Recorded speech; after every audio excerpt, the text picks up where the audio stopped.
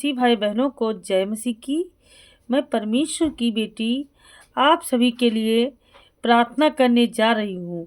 सभी लोग हमारी प्रिय भारत मिनिस्ट्री से जुड़े लोग सभी लोग प्रार्थना को रिसीव करें। सबसे पहले हम आपके लिए लेकर आए हैं बहुत अच्छे प्यारे वचन। उसके बाद हम आपके लिए प्रार्थना करेंगे। तो मेरे प्यारे मसीह भाई बहनों, आप लोग ना घबराएं, क्योंकि परमेश्वर हम सभी के साथ है। तो पहला वचन पढ़ते हैं। यिर्मयाह 30:17 में लिखा है, मैं तुझे चंगा करूंगा और तेरे घावों को भर दूंगा। यहोवा की यही वाणी है। इसका अर्थ है, यह वचन बताता है कि परमेश्वर केवल बाहरी बीमारी ही नहीं, बल्कि अंदर के टूटे हुए दिल, निराशा और पुराने घावों को भी भरता है। चाहे बीमारी कितनी भी पुरानी क्यों ना हो, परमेश्वर के लिए कुछ भी असंभव नहीं है। अब हम दूसरा वचन पढ़ते हैं। भजन संहिता 34:19 में लिखा है, धर्मी को बहुत सी विपत्तियां होती हैं, परंतु यहोवा उसे उन सब से छुड़ाता है। तो इसका अर्थ है, यह जीवन की सच्चाई बताता है। समस्याएं आएंगी, परंतु अंतिम विजय परमेश्वर की ही होगी।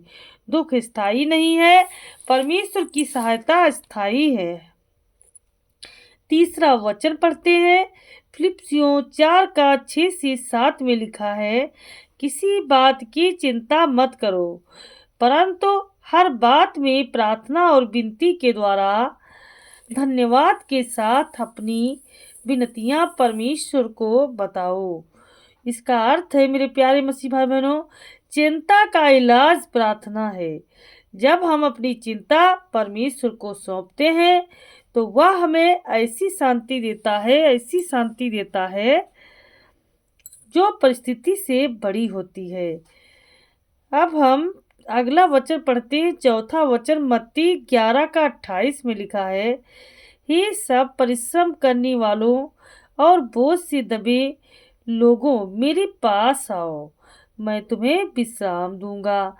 इसका अर्थ है, यीशु हमें बुलाते हैं, यीशु हमें पुकारते हैं कि हम अपने कर्ज, बीमारी और मानसिक बोझ के साथ उनके पास आएं।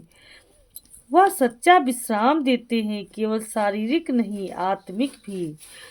अब हम पढ़ते हैं पांचवा वचन। भजन संहिता 23:1 में लिखा है, यहोवा मेरा चरवाहा है, मुझे कुछ घटी ना होगी। इसका अर्थ है, ये चरवाहा अपनी भेड़ों की हर जरूरत पूरी करता है।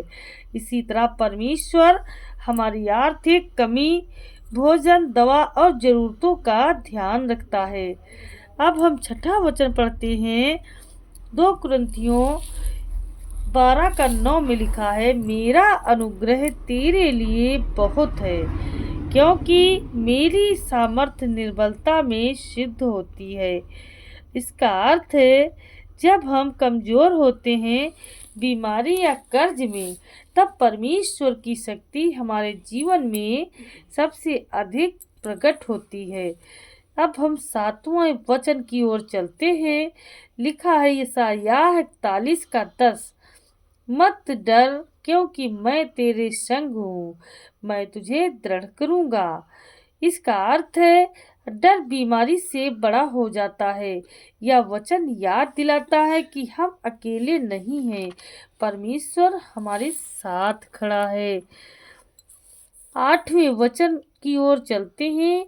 1 पतरस 5:7 में लिखा है, अपनी सारी चिंता उसी पर डाल दो, क्योंकि उसी तुम्हारा ध्यान है। इसका अर्थ है, मेरे प्यारे मसीह भाई बहनों, परमेश्वर को सचमुच हमारी परवाह है। हमें सब कुछ खुद संभालने की जरूरत नहीं, वह हमारे भार को उठाता है। 9वें वचन की ओर चलते हैं। लिखा है लूका 6:38, दो तो तुम्हें भी दिया जाएगा। इसका अर्थ है, कर्ज और आशीष के संदर्भ में यह उदारता का सिद्धांत है। जब हम विश्वास और ईमानदारी से देते हैं, परमेश्वर हमें विभिन्न तरीकों से लौटाता है। 10वें वचन और चलते हैं, रोमियो 8:28 में लिखा है, हम जानते हैं कि जो लोग परमेश्वर से प्रेम रखते हैं उनके लिए सब बातें मिलकर ही उत्पन्न करती हैं। इसका अर्थ क्या हुआ? इसका अर्थ ये है, कभी कभी बीमारी और कष्ट भी हमें मजबूत बनाने के लिए होते हैं। अंत में परमेश्वर हर स्थिति को भलाई में बदल सकता है। तो मेरे प्यारे मसीह भाई बहनों, अपनी आंखें बंद करें और प्रार्थना को रिसीव करें, क्योंकि ये वचन तो आपने सुन लिए, अब प्रार्थना भी रिसीव करो। ही प्यारे स्वर्गीय पिता परमेश्वर, हम आज आपके सामने शांत मन से आए हैं। आप ही स्वर्ग और पृथ्वी के राजा हैं, सब कुछ बनाने वाले हैं। परमेश्वर, आप जानते हैं हमारी हर सांस आपकी देन है। प्रभु यीशु, हम आपका धन्यवाद करती हूँ। जब हम कमज़ोर पड़ते हैं तो पिता परमेश्वर आप हमारे साथ होते हैं, आप हमें बचाते हैं। परमेश्वर, जब शरीर बीमारी में जूझ रहा होता है तब आप हमारे पास खड़े होकर हमें सहारा देते हैं। पिता परमेश्वर, प्रभु हमें बचाते हैं। हम पिता परमेश्वर का धन्यवाद करती हूँ। जब हम घर में परेशानी आती है तब भी आप हमें छोड़ते नहीं। पिता परमेश्वर, प्रभु आज जो भी यह प्रार्थना सुन रहा है, जिसके शरीर में दर्द है, सिर में दर्द है, पीठ में दर्द है, मन में डर है, जिसके घर में कर्ज का बोझ है, जिसके दिल में बहुत सारी चिंताएं हैं, डिप्रेशन है, बहुत परेशान है, दुखी हैं, उन सब पर अपना दयालु हाथ रखिए। परमेश्वर पिता प्रभु, जहाँ बीमारी है वहाँ चंगाई उतर आए, जहाँ कमजोरी है वहाँ नई शक्ति आए। परमेश्वर, जहाँ निराशा है वहाँ आशा का प्रकाश भर दीजिए। जो रात भर सो नहीं पाते, चैन की नींद उन्हें नहीं आती, उन्हें एक मीठी नींद प्रदान करो मेरे यीशु। जो रिपोर्ट से डरे हुए हैं उनके दिल में शांति आए, शांति आए, शांति आए, बहुतायत का आशीष आए। परमेश्वर पिता प्रभु जी, हर प्रकार की जो दवा ले रहे हैं परमेश्वर, उस दवा में प्रभाव आए, आशीष आए तेरा परमेश्वर के अंदर से, हर प्रकार का डर निकल जाए यीशु मसीह। हे मेरे पवित्र आत्मा जी, मैं पूरे विश्वास के साथ कहती हूँ कि जो डरे हुए हैं वो शांति पाएंगे यीशु मसीह के नाम से। प्रभु, कर्ज से दबे परिवारों के लिए रास्ता खोलिए, रोजगार के द्वार खोलिए, काम में बरकत दीजिए, आमदनी बढ़ाइए, खर्चों को संभालने की बुद्धि दीजिए। परमेश्वर, आज जितने परमेश्वर खर्चे से परेशान है मेरे खुदा परमेश्वर प्रभु, उनके खर्चे में प्रभु सुधार आए। मेरे पवित्र आत्मा जी, हम अपना हर बोझ आपके चरणों में देते हैं प्रभु। हम अपने डर आपको सौंपते हैं, अपनी चिंता, अपना डिप्रेशन, अपना सब कुछ आपके हाथों में देते हैं। ये घर द्वार आपका है परमेश्वर, इस घर के सारे सदस्यों को मैं आपके हवाले करती हूँ। आप हमारे उद्धार करता है, आप हमारे सहारा बनिए प्रभु। हमारे घरों को अपनी शांति से भर दीजिए, बच्चों की रक्षा कीजिए प्रभु, बुजुर्गों को संभालिए परमेश्वर, उन्हें शक्ति दीजिए, ताकत दीजिए। बिस्तर, जो बिस्तर पर पड़े हैं पिता परमेश्वर, उन्हें तू टच करे पिता परमेश्वर प्रभु, छू कर उन्हें आजाद कर दे यीशु। प्रभु, हम जानते हैं कि आप सुन रहे हैं, आप देख रहे हैं, आप हमारे जीवन में कार्य कर रहे हैं। प्रभु जी, भले हमें तुरंत ना दिखे पर आप पर्दे के पीछे हमारे लिए काम कर रहे हैं प्रभु। हम आज पिता परमेश्वर थकित नहीं होंगे, क्योंकि आज हम विश्वास चुनते हैं, डर नहीं, आशा चुनते हैं, निराशा नहीं।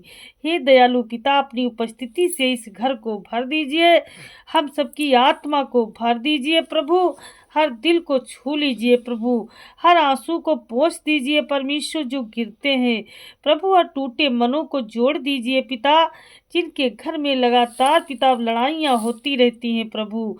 हम आपसे विनती करते हैं परमेश्वर, उनके घर में आप शांति दीजिए, शांति दीजिए पिता। जितने आज कराहते हैं परमेश्वर, उनका कराहना बंद कर दीजिए प्रभु। आप हमारे साथ बने रहें प्रभु। आपका आशीष सदैव हम सभी के साथ रहे परमेश्वर। जितने आज हमारे इस प्रार्थना को रिसीव करते हैं शुरू से लेकर के अंत तक, परमेश्वर उनके जीवन में आज मिनिस्ट्री के द्वारा चंगाई आएगी। हे मेरे पिता परमेश्वर, जितने आज तेरे राज्य के लिए कुछ करना चाहते हैं मेरे खुदा परमेश्वर, तो राज्य में तेरे बीज बोएंगे तो उससे बढ़कर पाएंगे यीशु मसीह के नाम से। हे पिता परमेश्वर, अपना अपना आशीष भरा हाथ, दाहिना हाथ परमेश्वर आज हर मसीह भाई बहनों के सर पर फेर दो प्रभु जी, ताकि वो कभी तकलीफ में ना होने पाए यीशु मसीह के नाम से। हालेलुया, हालेलुया, हालेलुया, हालेलुया, आमीन।